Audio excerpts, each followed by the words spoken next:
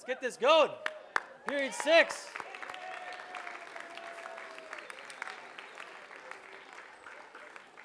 We've had a wonderful week so far, and we have some wonderful presenters behind me ready to go. A couple of notes before we get started here today. First off, big shout out to the boosters. So if your parents are part of the boosters, make sure you go give them a big hug. Say thank you, because if it wasn't for them, we would not be here right now. We wouldn't be able to do this. To my left, over here, we have books for sale. And so I wanted to give a shout out to some of these books that you see over here. Tomorrow, actually I don't know if it's tomorrow or a future day, we have Jonathan Ide coming in tomorrow, Thursday. Tomorrow. Pulitzer Prize winning author, right? Wrote this incredible biography, King. And I'm telling you about this because if you want to get it signed, there's a chance you get it signed by him, you might want to buy it ahead of time so that you have that opportunity to do so. So that and any other author that presented here today, check out, go grab a book. We have them for sale up here. We can take cash, card, Apple Pay, you name it. We'll make sure that you can buy it. Okay? I think that's all I got for announcements. We have a great hour today, so without any further delay, we have Sahana.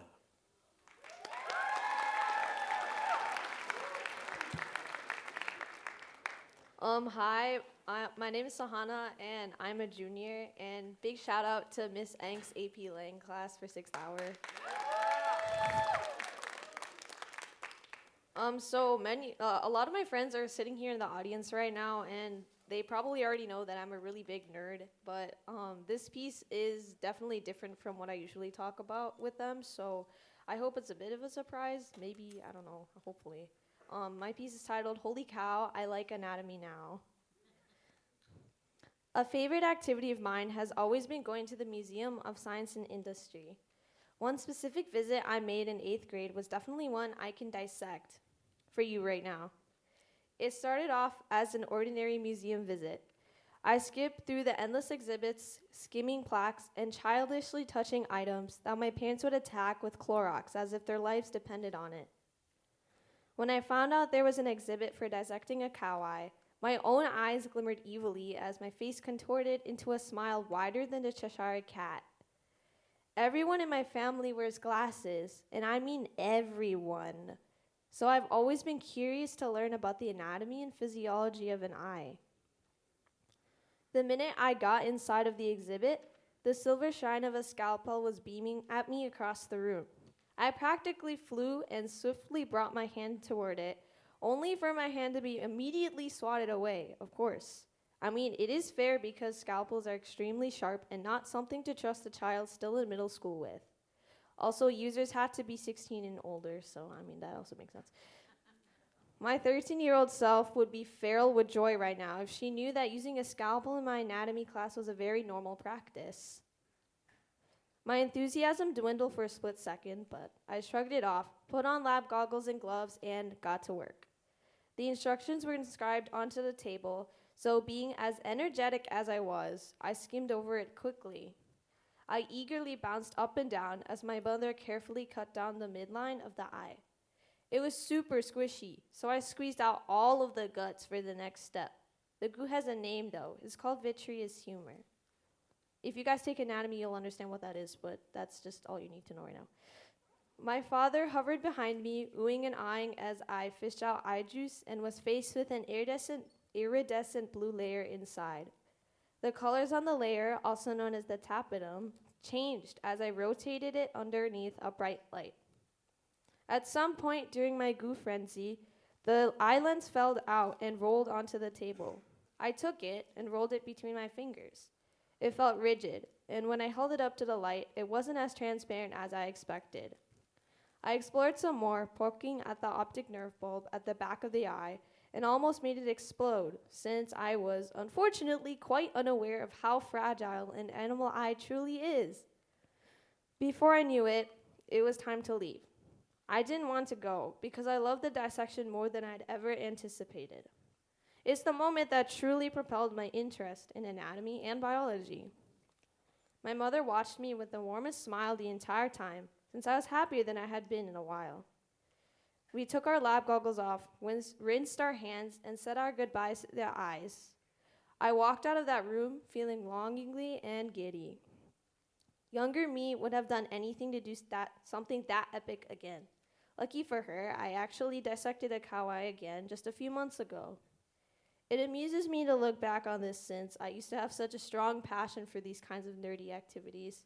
Now I'm honestly too sleepy to have that level of excitement toward moments like these. Thank you. And up next we have Tanisha.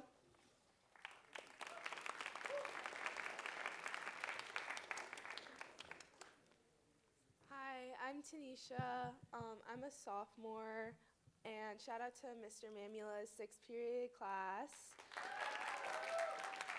Um, this is a piece that started as a memoir that we wrote in English and kind of evolved into an ode to growing up and changing.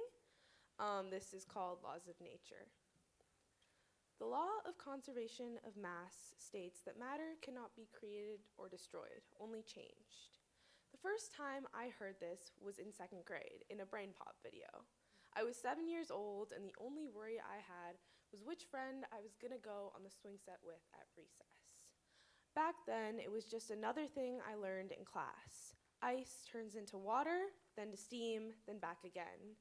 Things don't really disappear, only change shape. I didn't know it then, but nature has been living by this law long before we put it into words. Leaves glide from the trees in the fall, but they don't just disappear. They decompose into the soil and then nourish the new plants in the spring. Water doesn't come from nowhere when it rains. It comes from the water that evaporated the last time it fell to the earth. The air we breathe has been inhaled 1,000,000 times before. Nothing is new and nothing is ever really gone. The world around us has taught us how to let things change without losing them completely. As I got older, this law began to hold different meanings.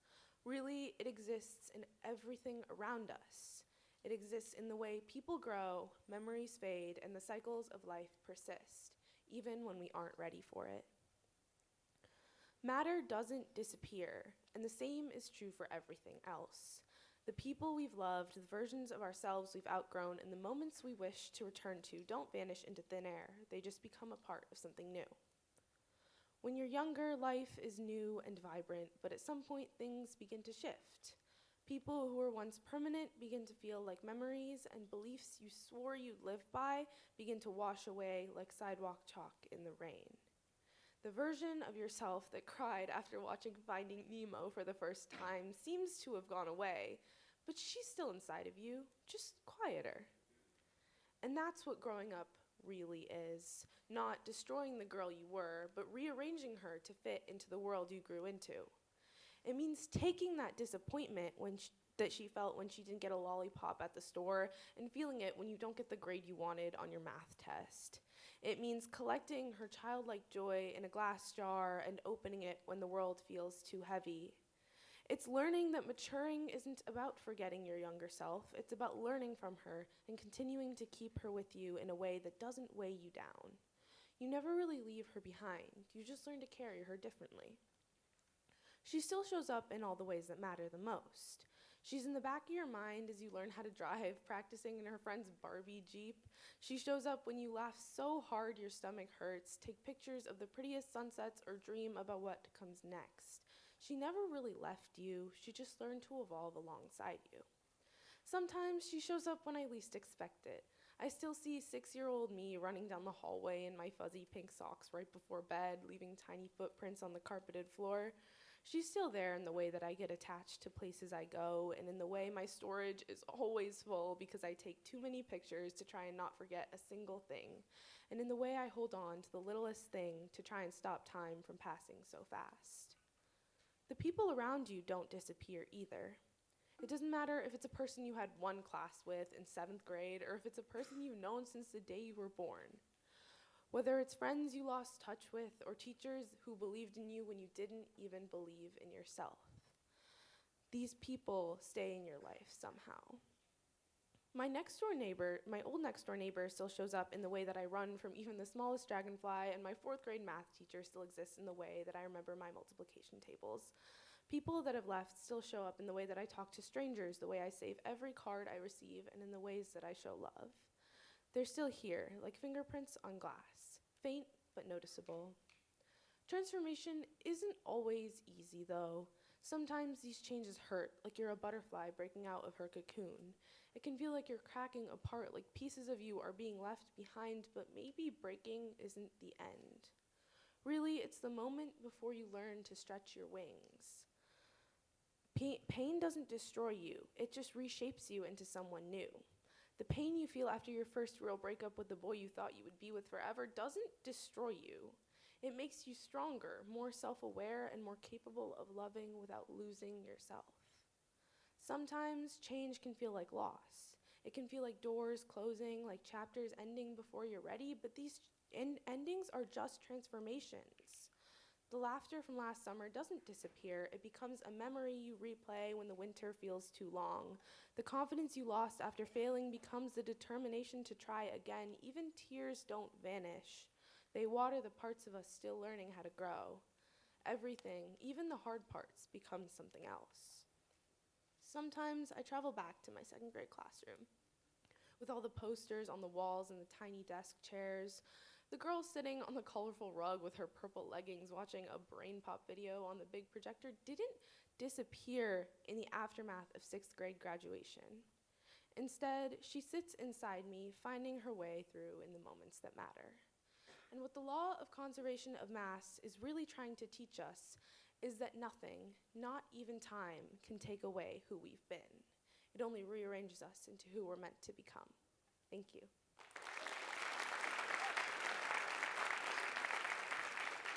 And next is Zenib.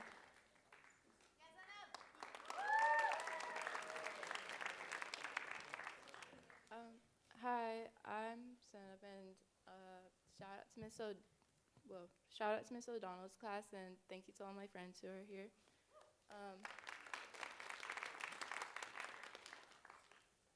I just have it's a really short poem to read. It doesn't have a name.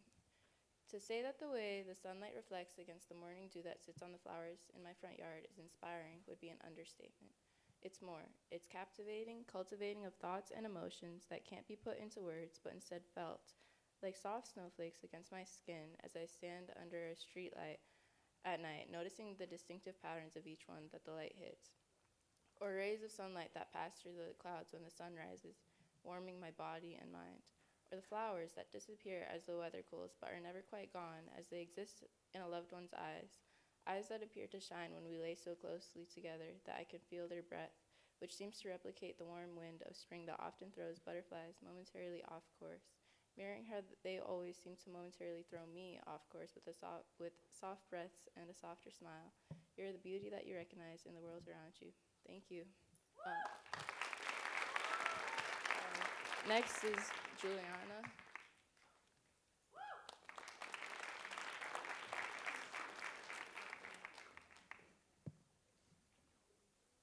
Hi, I'm Juliana, and I'm going to be sharing with you guys a poem that I wrote a while ago about when I was younger, and my brother and I would play this video game together called Unravel, which, if you haven't heard of it, it's about these two characters made of yarn. One is red and one is blue, who are supposed to represent a girl and her brother. They travel through different levels to regain the memories of the girl, who is now an old lady, and this poem is supposed to represent the parallels between revisiting memories in the game and my revisiting of my happy memories. The yarn left streaks of blue across the screen. I too stand in blue now, but this time not by controller, but rather by my mind. The little blue one runs and then dissipates, just missing the goal, caught on the wrong detail. The memory reached for, gone. And now I sit in bed, my brain running, also caught on the wrong detail. I miss the memories. They may be mine, but they're not for me to have anymore. It's no longer my life, and going back is only a trip, not a destination, not the current. And though these adventures shape the people I know, once I get back from this, those shapes won't hold form.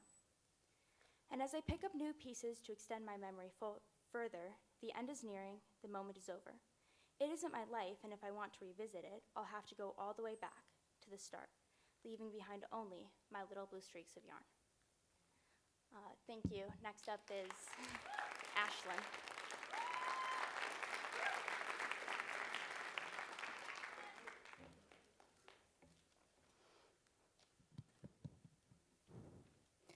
Good afternoon, everyone. My name is Ashlyn. I am a junior, and shout out to Mr. Dawson's AP Lang class.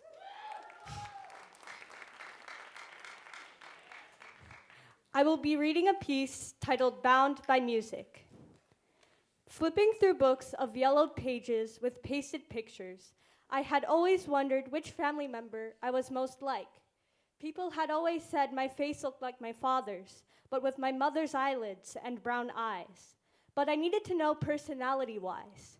Who was I most similar to?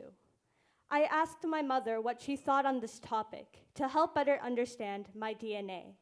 She said her father, Alfredo Silao. We call him Tatay.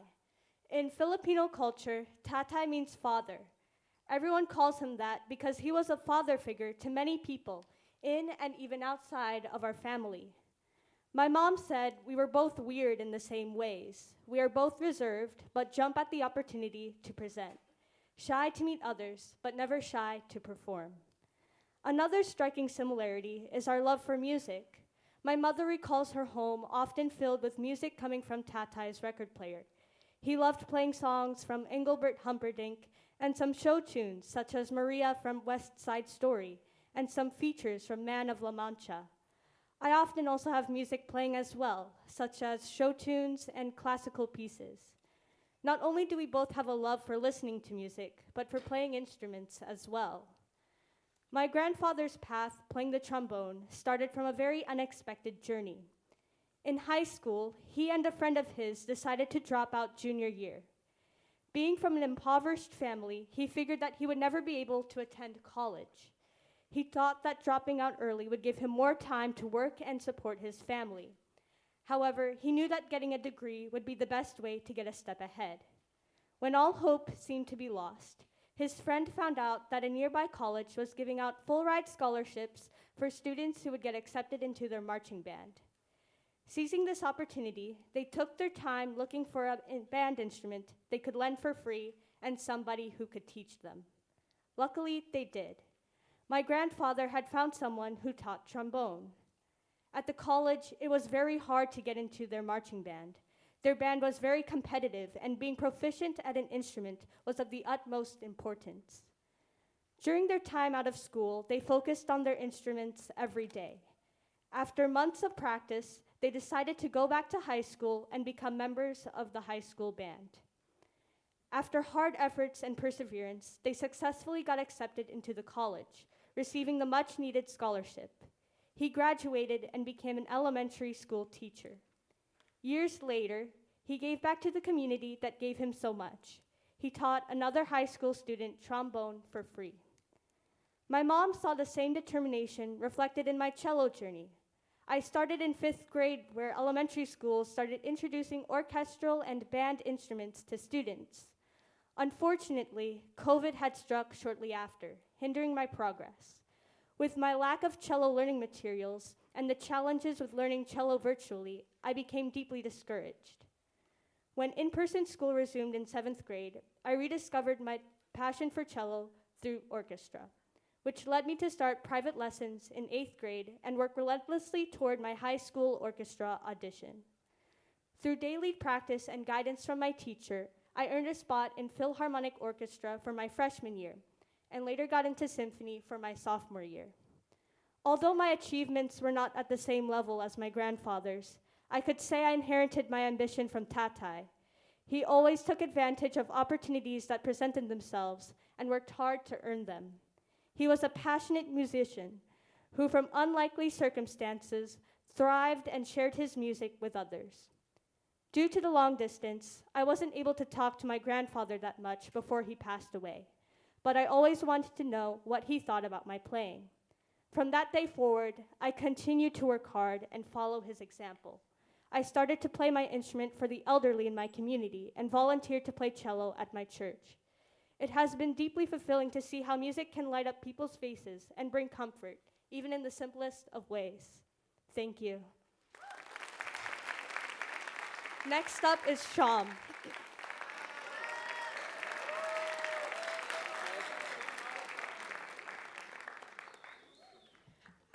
How we doing, Writers Week 32?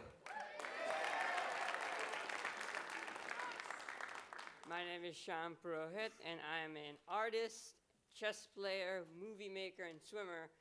But here, I'm a writer.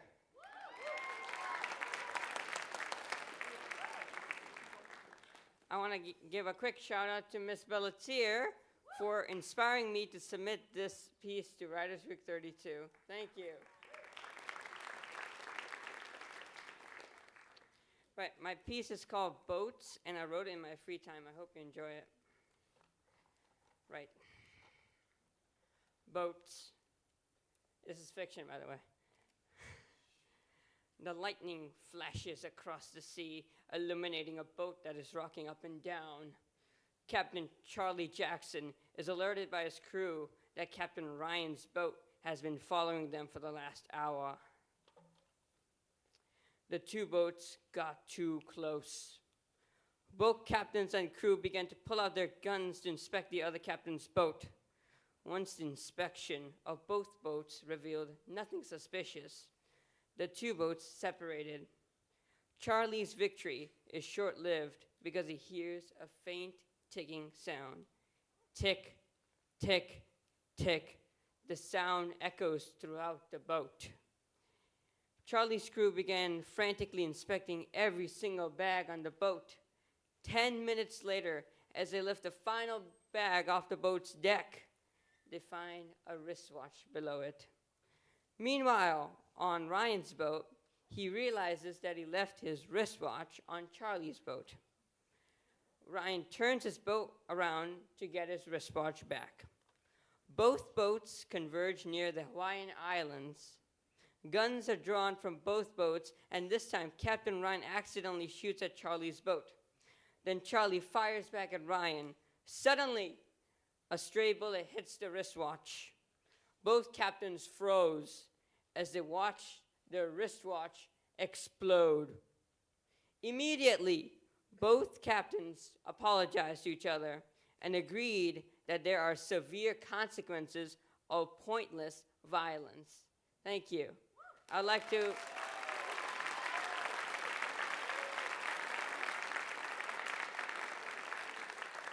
Fremd, please give a warm welcome to Hannah Okaf.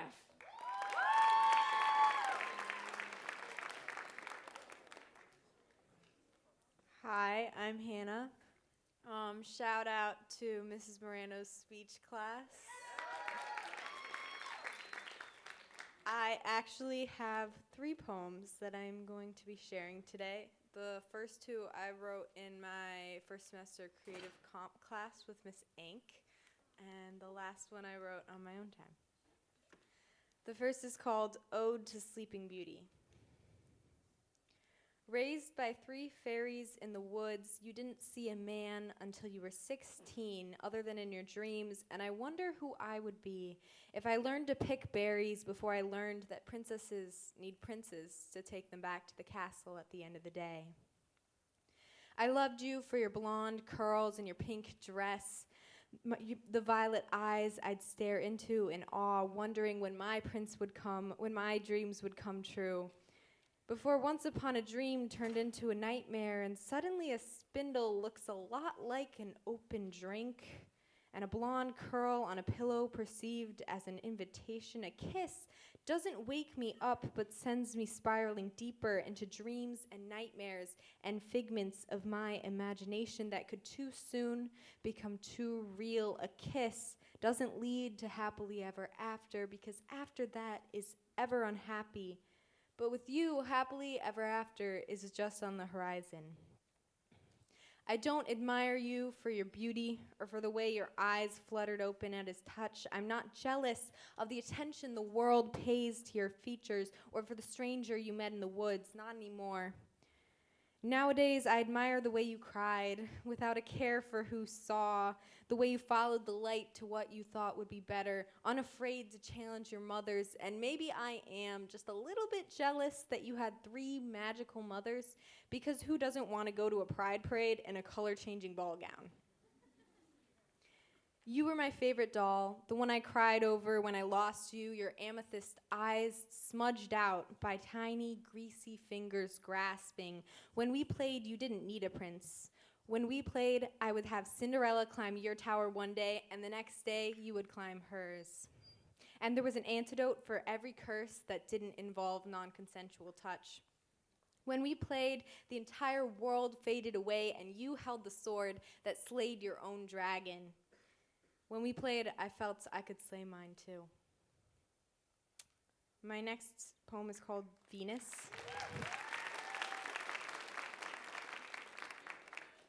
Venus, second from the sun, still the hottest, perhaps because you're better at absorbing heat and worse at absorbing love. Venus, goddess of love, still the hottest, perhaps because people see heat as love, the kind of love that they want. Venus, queen of want, still the hottest. Could that be all you are? Could it be you chose your pretty face, or do you too close your coat when you see men on the street? Venus, woman on the street, still the hottest. Is heat the love you chose or the love that chose you? Do you ever wonder if you absorbed more love and less heat, Mercury would be hot and you would be happy? Venus, girl of the made-up happy, still the hottest, born of love and want and flame, named for the volcanoes erupting at your surface. Fahrenheit 870 untethering you from the earth and its inhabitants. Venus, hottest goddess of the solar system, your wisdom proves no moon is worthy to orbit the love you forged in volcanoes of fire and blood.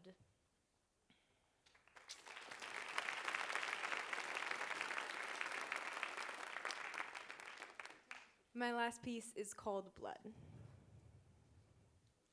My grandmother told me you can't have Holy Communion on your period. Told me the blood defiles you, makes you unclean and impure, a shell of a girl. And I wonder if it is my identity as a woman that makes me so unworthy of the Lord's attention, or this thing between my legs bleeding out like a soldier on a battlefield. And why is it that so often when we think of a battlefield, we think of men as the soldiers, when too often it is not the men who become a battlefield themselves? Their bodies, a land which never should have been disputed, armed to the teeth with teeth and pepper spray. And as she lies bleeding out on the slowly reddening battlefield, she is often told she is more impure than ever, told she was asking for it, that she should have stayed home, should have stayed quiet, should have worn something else. I have 2 little sisters and 5 little cousins. And statistics say we cannot all escape unscathed. And so beyond the fear of the nightmares of my body turned battlefield bleeding, beyond the fear of unheard screams of impurities, my worst fear is that the next time my mom wakes up in the middle of the night to a girl sobbing into her shoulder, it won't be me. So all I can do is put on a long skirt, cover my knees and my shoulders, go to church, kneel my impure body on the pews, and pray that it will be. Thank you.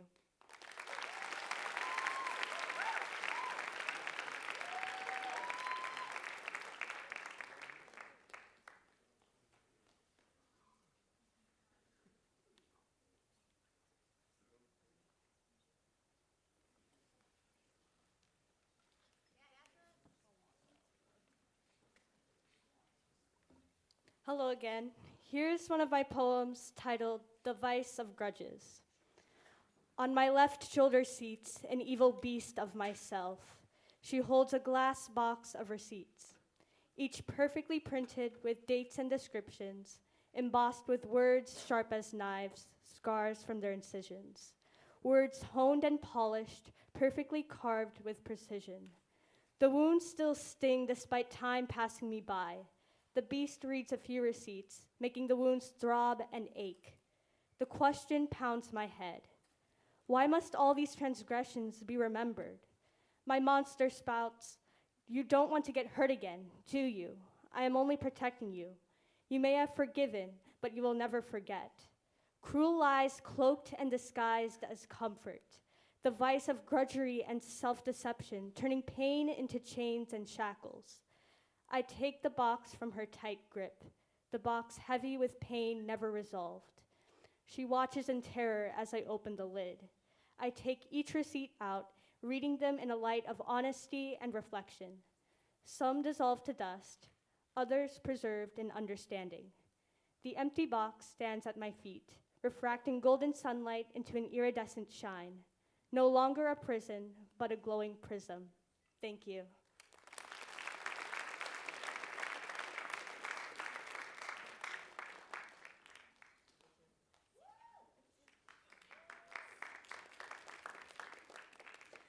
I have one more poem called Circles. We are forever walking in circles, over and over, circles, like a scar we cannot escape from, circles worn so deep into the ground by military boots that the earth on either side towers over us, closing in. But mother, you ask if I am grateful I wasn't born a mouse, small enough to slip into your pocket and suffocate, because it's easy to kill and say they enjoyed it when they cannot speak. But I'm just disappointed in you and the others for walking so far and so long in circles that I cannot see out.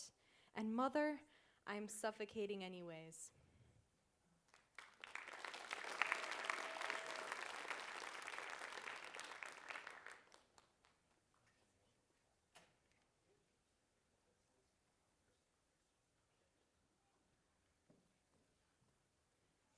All right, let's hear it for our presenters one more time.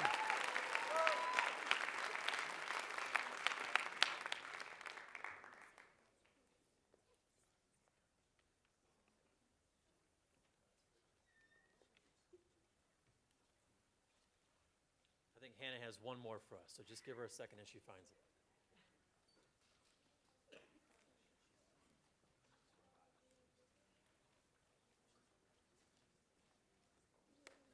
Okay, well, thank you to Mrs. Ank for encouraging me to read this. But this is an abecedarian poem, which means each line starts with a letter of the alphabet and it goes in alphabetical order. And I wrote it as an ode to my favorite letter, which is F, so each line also ends with the letter F. So it's called Ode to My Favorite Letter. A forest is not whole until filled with the dwellings of birch and maple, just as our language would dwarf compared to the others if you hadn't engulfed us in your keen love for differences. Your ineffable ability to set fire to the aloof governances that too often throw us off, heave us inside, deem us unfit for the high dwellings above. If justice were simple, your name would be bulletproof, kept forever at the ridge of our lips as we sing of lanterns floating atop our life force, a sign of your tarnish-proof motherly affection. I remember the feel of the brief noise I was able to bring into this world, a simple strumming of open chord, the hope lingering in the air. With your cream puff presence, half perfect, half messy, half finished, half quiet queen of the thing with feathers, whereof reigning kings sing praises and Venus bows her head. I hear your tone of sweetness and love, something we had to evolve to replicate, a soft brush of teeth across the lips, and sometimes I wonder if uniqueness brought you turmoil too, if V looks up to you as the one who paved the way, if we search and solve for you for a reason, your functions of X, holding it tight in parentheses like a warm hug signifying the undying love you would spread to all of us if zeal was the only ruling force in Earth's motif.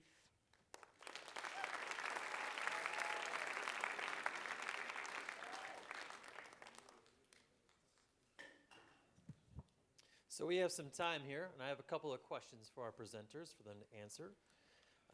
So we've gone through about a day and a half here of Writers Week so far this week, but we've also been doing this is year 32, right? So there's many, many memories that we have as teachers, but you have in the audience and as presenters, you've also got to witness. So what I want to know is, what is your favorite memory of Writers Week thus far? It doesn't have to be this year. It could be previous years. Fanboys freshman year, that was really fun.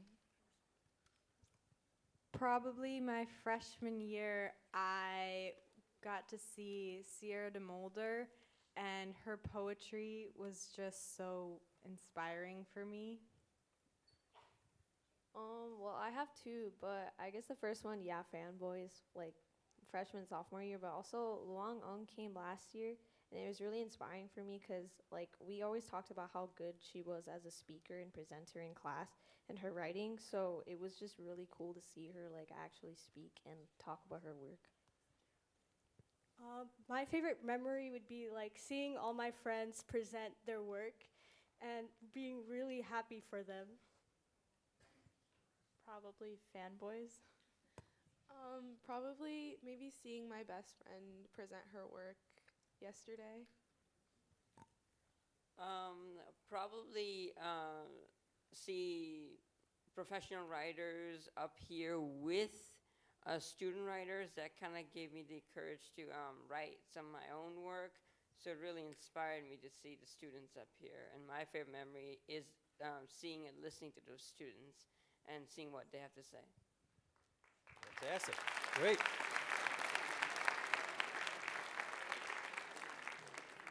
Which leads me to over here. I just turned on. First time ever, we have mailboxes designed over here and thank you letters so that if you feel the need, you know, impulsive, you're like, yeah, I just love that, what that person said, you can write a quick note of thanks. It's important that you might want to write their name on it, you know, even write your name on it as well, and perhaps we can find their way to that person as a nice affirmation of what they did, an acknowledgement. So don't be afraid. Come on up here. It's a nice little cool thing that we have to go on this year. One more question I have for you. I have now 3 kids of my own, and the first 2 we used to read all the time together. Third one, Malia, she is, you know, not quite, but we're still reading books. But there is this book that we used to read all the time, and they asked me to read it like many, many times. It was like the Marvel 5-minute stories, and I probably read that book, you know, maybe 100 times, right? Just because they loved it so many times. So my question to you, and I stole this question from Ms. Braverman. It's a great question. What book would you decide as in you had to read it a couple of times, or not just once, but you revisited and you had to read it again? You know, what was that book? Probably the Harry Potter series. I think the character arcs in that series just make it so engaging and so inspiring to learn.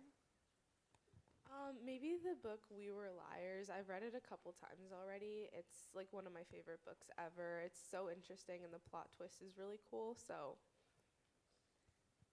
Sunrise on the Reaping. I read it this summer, but I've read it 3 times since then. The Little Prince. I really love the message of the book, and I always like to revisit it. Definitely the Percy Jackson series for me because a lot of like the different writings and thoughts I've had since I read it have been inspired by that series. Probably the Heartstopper series. I've read that one so many times I probably have it memorized, but I used to read it before bed like every night. I think it was called All the Bright Places. It was a good book I read a while ago. Great job. Awesome. Round of applause for that. Those great recommendations if you're looking for a book, all just given to you for free. And I'll give, I think we have at least one more question here. My question for you is, at what point did you decide that, you know what, I'm a writer and I'm going to do this, right? So what made you make that decision to come up here and share? Or maybe it was before and you're like, you know what, yeah, I am a writer and I can do this. In my sophomore year, Wait, I had Mr. Manuel. He said we would get a pizza party if we presented, but I missed the deadline. So I guess I made it a goal to present like before I graduated. Probably in like 7th grade in my like history and English classes, I just discovered how much I loved writing.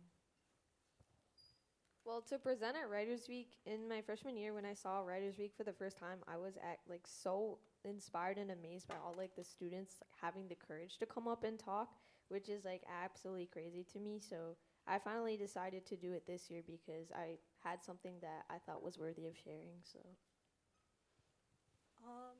A lot of support from Writers Workshop. I really love the people from that club. Mr. Manuel is my teacher, and he told our class we'd get a pizza party. Me too. Also, he said we get ice cream. So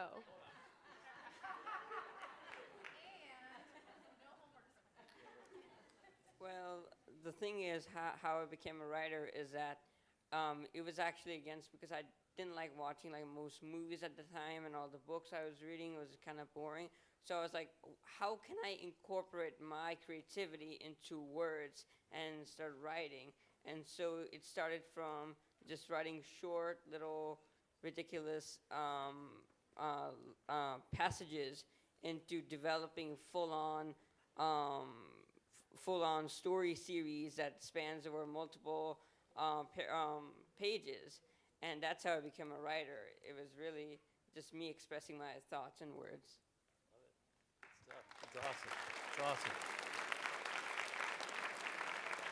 Yeah. All right. So let's hear it. That's awesome job, these panelists. It was great. We had period 6. I'll see you back here, same time, same channel tomorrow and the rest of the week.